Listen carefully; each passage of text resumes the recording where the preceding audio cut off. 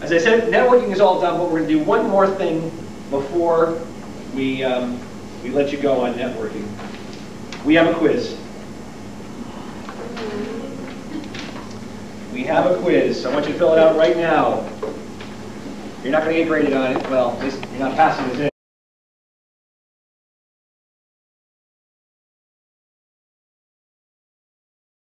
Some of the answers are pretty self-evident. Matter of fact, the interesting thing about this report card, this quiz, is it's kind of a review of all the things we talked about in the last 3 weeks. For those of you who were here all 3 weeks or reviewing the tapes for 3 weeks. There's a couple new things here, some of which are a little over the top, a little over the edge. But if you were a salesperson, you might do some of those things more than if you were looking for a job. But we'll talk about those as well. And the last 4 questions are kind of funky as well. So the first question: I have a large network of people I can call on when I need help, advice, information, or a resource. Obviously, if you put down 5, give yourself 5 points. If you put down 4, give yourself 4 points. Et cetera, et cetera. So you kind of score your grades. But the more people you think you have in terms of your large network, the better it is for networking.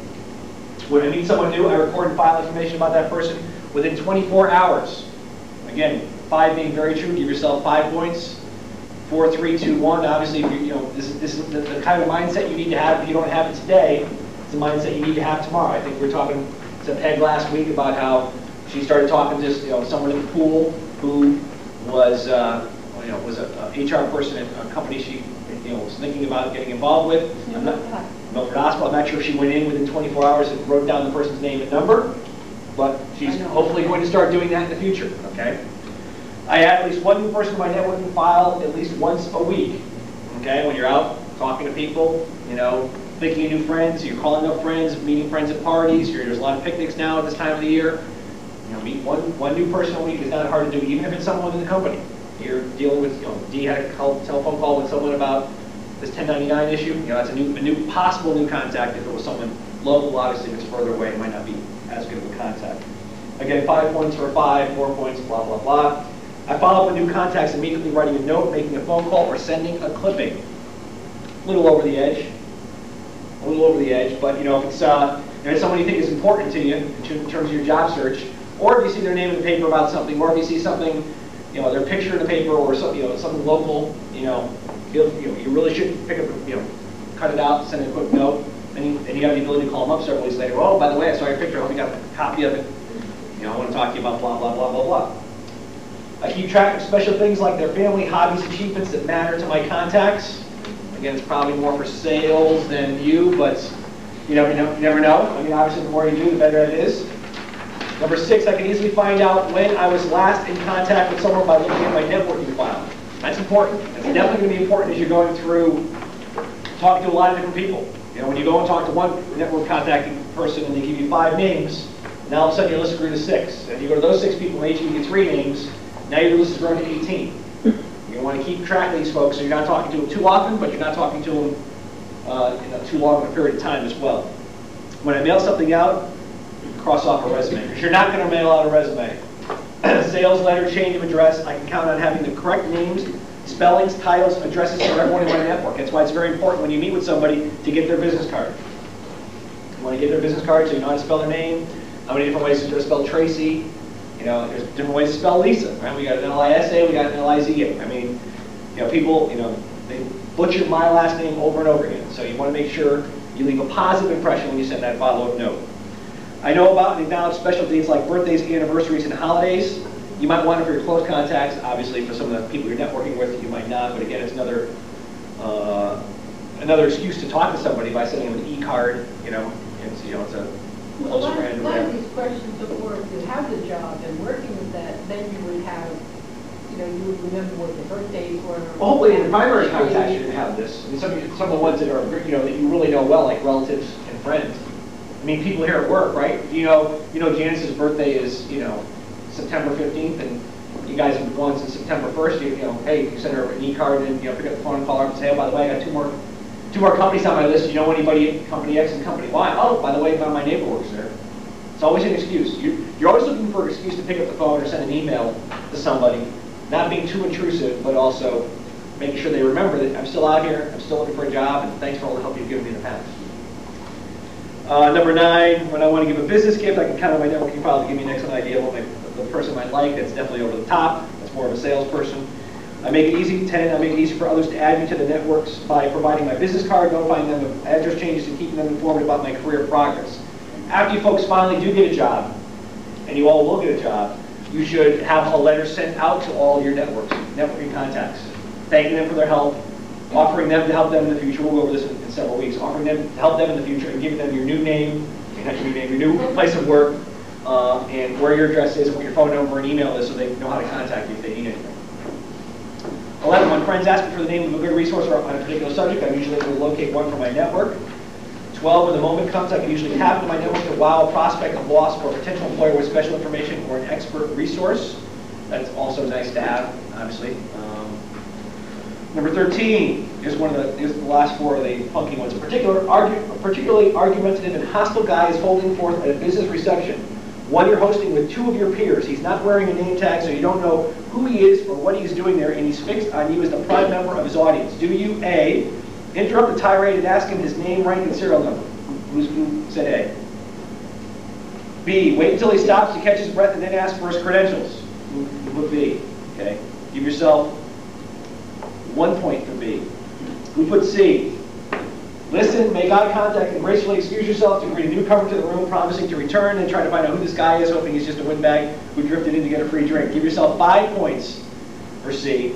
Because why get excited about a cocktail pundit? Everyone has encountered this type before, and they may be obnoxious, but they're hardly dangerous. If he's a heavyweight, you don't want to offend him, so you will return and hear him out. If he isn't, the curtain will come down when the dinner bell belongs. So obviously, you might be at some place where you find out that he is a vice president or he is someone high up there. I'm not sure why he's yelling at you because he doesn't know you from a hole in the wall, but you never know. It could happen to someone like D as a second job, working as, helping out, for your second job, catering. You might, find someone who might know someone who knows someone. You might not want to beat the crap out of them right away, but you somehow come by a competitor's list of resources, clients, and P&Ls. Do you A, read it and absorb as much as you can and then ditch it in the incinerator? Who said A? Okay, Lisa said A. B, photocopy it, stash it, read it, and pass it along to your colleagues. Who said B? Okay, several of you said B. C, put it in an envelope, seal it without reading its contents, and make an appointment with its owner to return it. Okay, we got a few people said C. D, put it in an envelope, seal it without reading its contents, and mail it back to its owner with an anonymous note reading, interesting stuff, we sure will be able to use it. Who said D? And E, use it to discredit the person who was careless enough to leave it behind, thereby not only gaining use of this valuable information, but disrupting your competitor's operation. Who said E? Okay, the answer is, give yourself 5 points if you pick C. You have created extraordinary goodwill, a clean transaction, and an additional network ally should you ever need one. You should also consider resigning your business position and answering a call to holy orders. Only a candidate for sainthood could have resisted taking a peek. I'd award a 1 for choosing D. No networking value in this choice, but it proves you're personally honest anyway, even if you have given a bit of a mean streak. Picking A or B nets you networking goose egg. If you pick E, you get -5 and a job working for Ivan Boesky. Okay, 15, one of your best friends in the business community is having a corporate-sponsored seminar, and she's the keynote speaker. Frankly, as much as you like and respect her, you know her message by heart. On top of that, there's a competing seminar with well-known keynoters whom you've never heard before who would benefit by attending. Do you A, explain this to your friend expecting her to understand? Who picked A? A lot of you picked A. B, pretend you went to a seminar and go to the other? Who picked B? C, stick with your buddy. Some pick C. Okay, 5 points for C. Networks are thick as blood. There will be times and places to hear the hot shots. This is not one of them. You go to her seminar because you would want her to go to yours. No points for A, the dumb but honest answer, and -1 for B, the dumb but dishonest answer. Last but not least, 16, you're in your favorite city away from home. As it turns out, you have the entire day to yourself before you have to return to work. Do you A, go to every art gallery, museum, restaurant, theater, and sporting event you can squeeze in 24 hours? Some honest people. B, lock yourself in a hotel room and work the phone just as if you were back in the office. C, pick out a likely but yet untapped customer, call cold and unannounced, and tell the customer you find yourself in town with some free time, and he or she is the only person you want to meet. Could you take him or her out to lunch? You pick C. A couple people. D, same as drill C, except it's an existing client you haven't seen in some time, say 6 months. You pick D. It's D for 5 points. It's a lot easier to keep an old customer than it is to find a new one. 3 points for C. Extra credit, 2 points if you can combine A with either C or D. Why not kill 2 birds with 1 stone and go somewhere special? Naked A gets you nothing. If you pick B, you get 1 point. Poor networking instincts, but great work habits. There you go. Again, it's kind of a quick review. You can score up your points if you want to, and obviously you can see how you can actually get more points as you go along with networking. It's obviously the hardest of all ways of trying to find a job because it's just unnatural to you, but again, it is the most proactive and it is going to net you the best ways of finding a job the quickest. Okay, so we got a little more than half an hour. I got about 15 slides to go through, and it's going to be a pretty easy, fast session. So I'm going to fly through them, and if you need to interrupt me, please do so. But last week we had homework. Call 2 people from the organization, schedule a networking meeting, conduct a meeting, and write down feedback from both experiences and bring to class. Did anyone even do it for one? I'm in shock. I am shocked. The only thing I'm going to tell you guys is you have about 4 to 6 weeks before these contacts will now be a pain in the ass to get a hold of. Peg, where do you live? Where do you live? New Milford. New Milford. Janice, where do you live? Stratford. Stratford. That's a pretty far drive. Okay? David, where do you live? Wallingford. Wallingford. Pretty far drive. Okay? You guys want to get your 35, 40 contacts in before you get the hell out of here, you're going to start doing it. If not, you're not going to do it. Just to let you know, last Friday, the 16th, I got a networking call. I think I told you about, I think some of you know Phil Klein. He used to work with us in claims, and he worked with us in the VLI project. He gave a friend my name. The person called me up. Hi, how you doing? Phil Klein gave me your name and number, blah, blah, blah, blah, blah. Most of the things he did right. At the end, he kind of screwed up by saying, well, I don't know Phil very well. Not a very smart thing to say. And he also didn't really have any companies that he wanted. He was really more interested in what was American Scanning doing with the Prudential thing. But I helped him out because I knew where he was going. And he did mention Phil Klein's name before he told me he didn't know him very well. And I helped him with 2 or 3 contacts over the phone.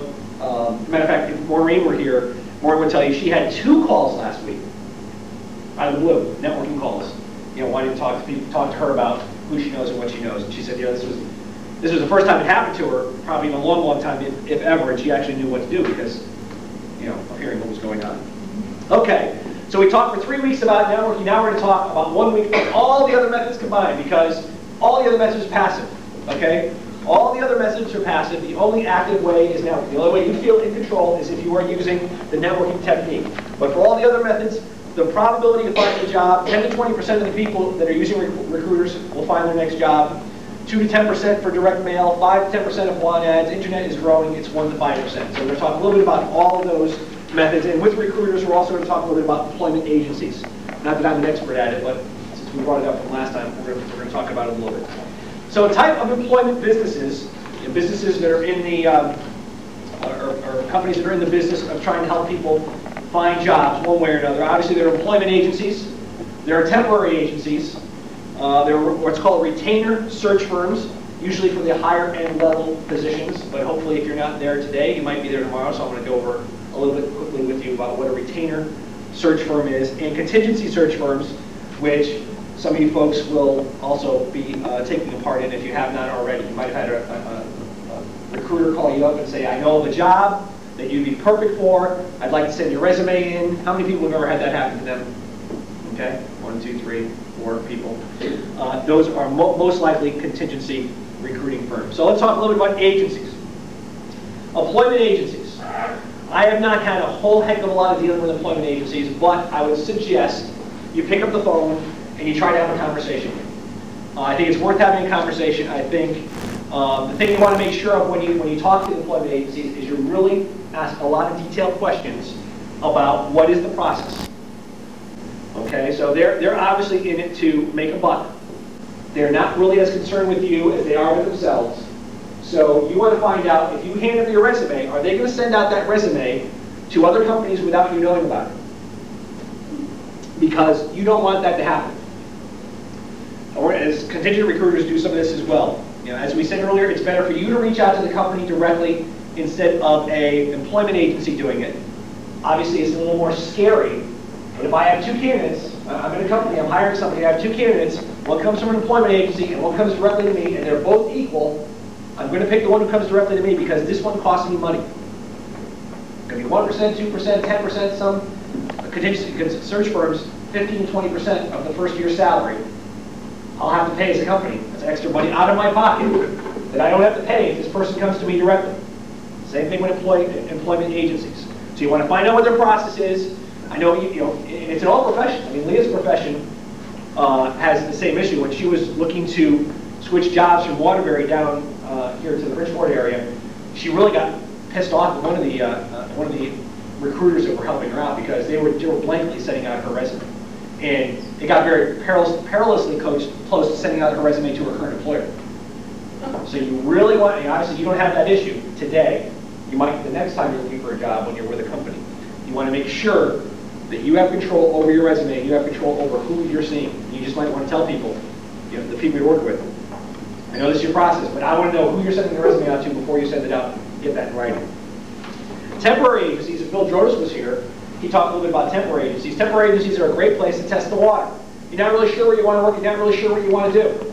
So go to a temp agency and hire, and put your name in to get hired by the temp agency. Bill Jordas was hired by American Scandia through a temp agency. He worked for the VLI area for, I think it was 4 months. We were impressed with Bill.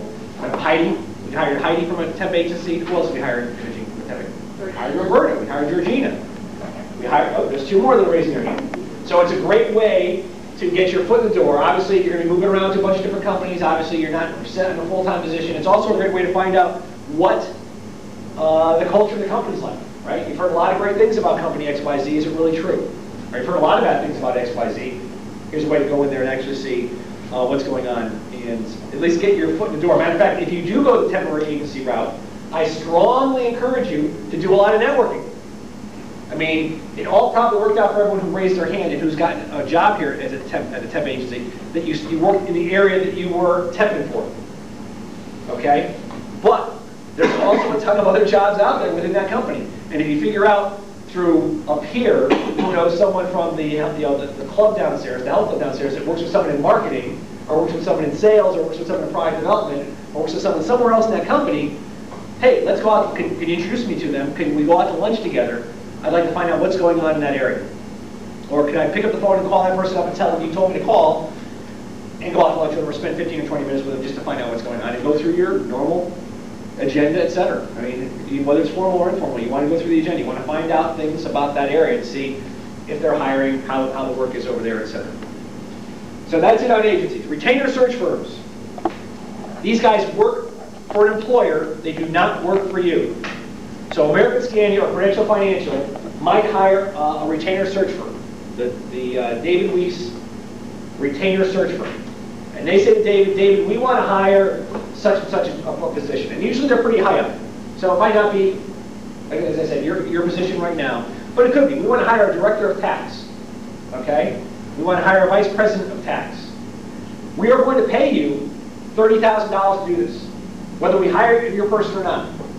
I'm writing a check for $30,000. I'm handing it to the David Weiss retainer company, retainer search firm company, and now David's job is to go out and find the best 3 or 4 candidates that he can bring to Harold so I can interview them and see if I like them. And I might not like any of them. David, bring back some more. So he's going to go around and he's going to do pre-interviewing. He is going to, use all his networking skills to call up all these people to find out who would be a vice president of tax, who would be willing to move to Shelton, Connecticut, who would be willing to work here, and he's already got paid. Money's in his pocket. Obviously, if he wants to stay in business, he's going to be successful. So they get paid to locate qualified candidates. They present 3 to 5 candidates. They will not use your resume, okay?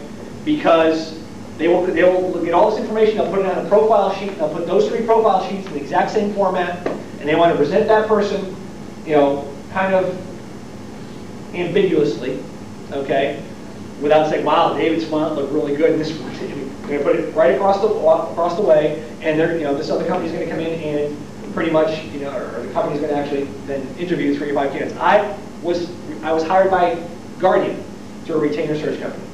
I was up in Hartford getting ready to leave the Travelers. I got a telephone call. 2 or 3 people actually gave them my name when they were networking to find a person for this position. And again, I was living up in Newington. I met with the recruiter at the Trumbull Marriott for breakfast because he wanted to see if I could walk and chew gum at the same time. He liked my resume, but do I speed up when I eat my? Because they're representing me. They're going to say I recommend this person, so they want to make sure that I could walk and chew gum at the same time. And obviously, they thought I did. But the retained search firm, these guys are consultants to the employer. Okay. One of the things we'll talk a little bit about direct mail. The only time I recommend sending out a resume is to a retained search firm, because you want to get your resume into their database. That's the only time I recommend mailing out a resume. Contingency search firms, they work for themselves. They don't work for you either. No one works for you except you, right? That's why networking is number one. But they work for themselves, not you. They are very similar to a pimp. Okay, I told you that several weeks ago. It is very true. They only get paid if their trick gets paid. Okay, and their trick only gets paid if that trick gets hired. So they will take as many resumes as they can, and they will flood the company. So if they find out that American Scanning has a job opening in XYZ, and they have 20 resumes, they will fire those 20 resumes at American Scanning, and if one hits, and we hire the person, they're going to get their 15%. Bingo! You know, we made a connection, a love connection. So again, this is the same thing as I told you before with the employment agencies. You're now in no control of your resume. You want to make sure you understand what the process is like, and you want to make sure that you know what's going on with your resume, because they will flood your resume out there, and it's always better for you to go directly to the company than have a contingency recruiter get you to the company. They'll get paid about 20 to 30% of your first year salary for any open position. I did get a job from a contingency search firm as well. I got my job at Deloitte & Touche. See, I've used everything. I've done everything. Networking, I've done contingent, I've done retained. But Deloitte & Touche went through, and I think I told you the story, but I'll remind you again. The recruiter and I were in contact for about, I would say, 8 or 9 years. She was an actual recruiter. I obviously was an actuary. And she called me up every 5-6 months. Hey, Harold, how's it going? What's going on? And how you doing? I actually finally met her one of the, like 6-7 years in, I finally met her. She was just a voice on the other end of the phone. I left Guardian, picked up the phone, called her up. She knew of a job at Deloitte & Touche. It took 2 or 3 months to get together, but it literally took her 8 to 9 years to get her first commission out of it. But that was networking at its finest, right? From her perspective, she kept in touch with me every 4 to 6 months. She saw I got a promotion. She picked up the phone, called me up, congratulated me, asked me how the family was doing, et cetera, et cetera. Okay, how do you know about the credibility of a search firm? And these questions could also probably be used for when you're talking about employment agencies. So you want to ask them, how long have you been a recruiter? How long have you been in business as an employment agency? With what companies do you have exclusive relationships? Sometimes contingency recruiters do have exclusive relationships. Do you check with the candidates before presenting them? If you get a no on that one, I'm not sure you want to deal with these guys. You don't want them flying out those resumes when you could possibly, if you find out about a job, and you know somebody, matter of fact, you might talk to this contingency recruiter, and they might tell you about a job. You always try to find out what company. They always say, well, I'm not sure I can tell you that, but if you're really good at it, you can say, okay, what company? And they say, well, it's Travelers. I'm not really interested. And the reason you're not interested is because you've got 5 contacts at Travelers. You're certainly not interested in having the contingency recruiter tell you about it when you have 5 contacts. Now you got to find those 5 contacts know that job. These guys have helped you. You've used them. You reverse the pimp role, okay? But that's, you want to try to find out information while they're calling you. How do you ensure confidentiality of resumes? And how many individuals do you present for a position? We present everybody, all 400 of them. You do not want these recruiters to mass mail your resume, because they can get into a commission up to 6 months after they present that resume to a company. So they present your resume to Travelers. 4 months later, you find out about a job at Travelers from a contact you have at Travelers, and guess what? You're going to have to pay contingency again. Someone came in direct. You did not come in direct, even though you thought you came in direct, because they will continue to get paid a contingency fee. So we talked about employment agencies. We talked about contingency recruiters. We talked about retained recruiters. Direct mail. As I mentioned a little bit earlier, I only recommend using direct mail for retained search firms only. And one thing you might want to ask next week when you talk to the people at the outplacement service, and again, I'm not sure if you have 1 day, 2 days, or several days in the outplacement service, do they have a database on recruiters?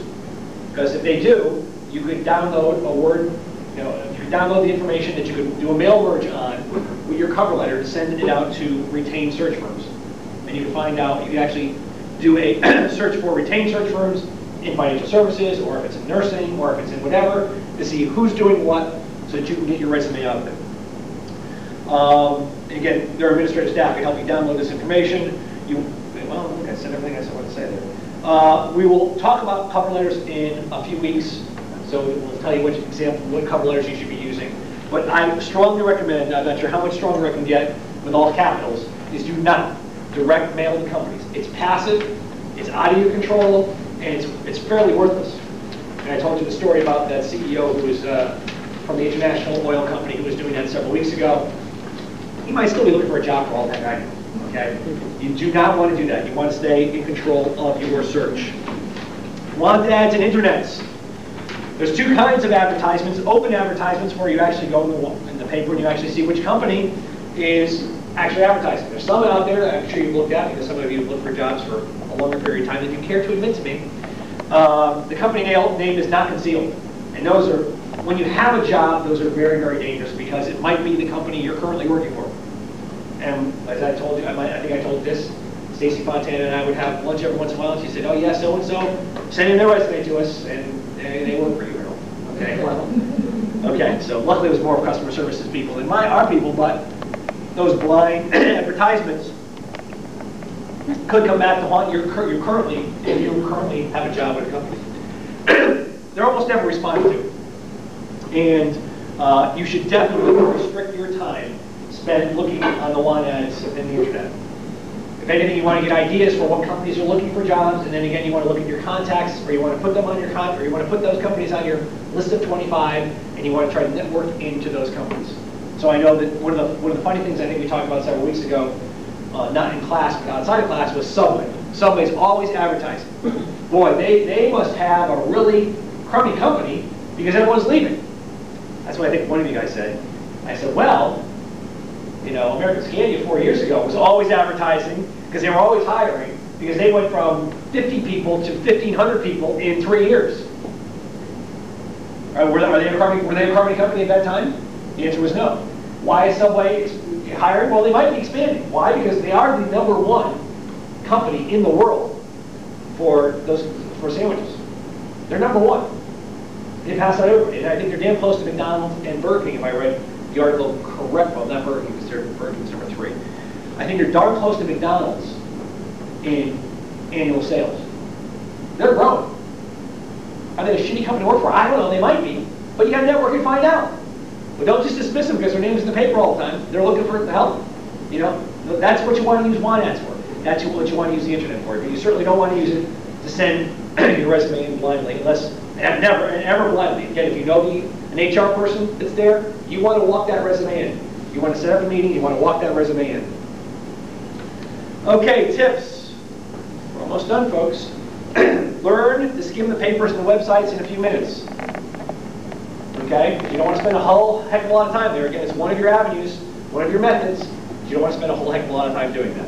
Pick out the skills needed by employers that you can meet. Okay?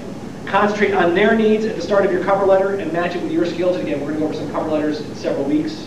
So file that in the back of your head. And again, maintain your records of any mailings and replies. Again, shouldn't be mailing that much out there, but if you do, make sure you send out your records of that sort of stuff. Homework. It looks very similar to last week's homework, doesn't it? It's going to be your homework almost every single week. There's going to be a few new things that are coming out in the future. But you guys, if you want to practice networking, if you're scared to death of doing it, and I know you all are, and you all should be, because I was too, start doing it with people you know and people you like. They're not going to laugh at you, because if you reverse the roles, they're scared too. Okay? So get out there and do it. Okay. Stay worth the time? We're hitting all the topics? You missing anything? Nope. Okay, next week there will be... Yep, go ahead. On the retainer search firm, do you open up the yellow pages on them? No, those are ones I would use for the database. We'll see if the outplacement service has a database for that. They would have search firms. They would know which ones were retained and which ones were contingent, and that's how I would use it. Yellow pages might be there, but it might not say retainer. What? Is that also going to be filmed? The outplacement service on Thursday? I don't think so. We haven't asked permission to film them on that. We might, though, now that you mention it, I might see if they'll do it. I can say, you know, some of the people are on vacation. I'd appreciate it. Can we film that? So that's a good idea. There will be class next Wednesday. There will not be class the following Wednesday, because I'm on vacation. Okay, next Wednesday, we're starting, what's that? Not going to come in? Maybe I'll tape it and I'll send it in. Not. Okay, next week, we're going to start interviewing basics. 2 weeks after that, since I'm on vacation the following week, we're going to go over interviewing questions. The following week, we're going to go over interviewing practice. And then we're going to go interviewing follow-up. So if any of you have any issues about interviewing, I strongly suggest you keep those next 4 out of the next 5 weeks open and you pass it on to your peers. Because we've gone from a class of 30 to 35 down to 15 folks. I know obviously there's vacations and some folks, things have changed. Some folks have picked up jobs already. Some folks are still looking. But make sure you, if this is a topic that's of interest to you, make sure you come see it in the next several weeks. Any other questions about anything? Can we go over agendas again?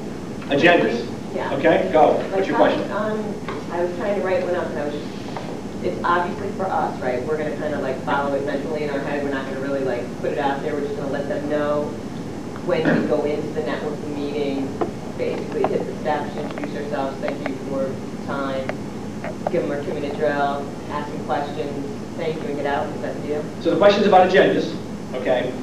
And the question is, what do we do with the, first off, what do we do? So again, you're going to write up an agenda that you have in front of you that you could actually read off. You don't have to memorize everything.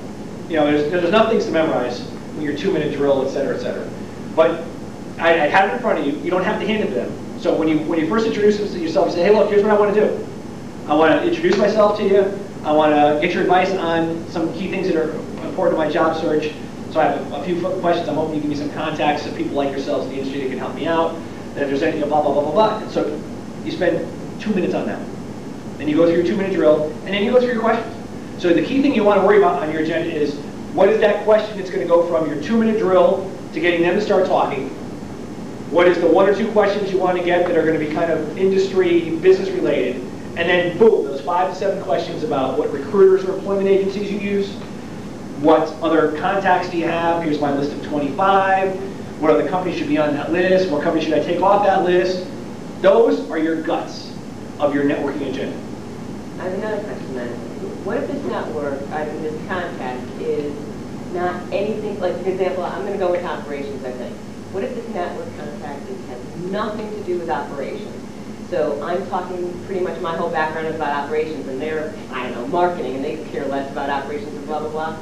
Do you obviously have to change your agenda in some way because are they really that interested in what your background is, or do you, make it shorter and then kind of ask them about operations in their company? Okay, so the question is, I'm thinking about going into operations, and I'm going to talk to somebody that's in marketing. Should I change my agenda? Should I change my 2-minute drill based on the person I'm talking to? My answer is no.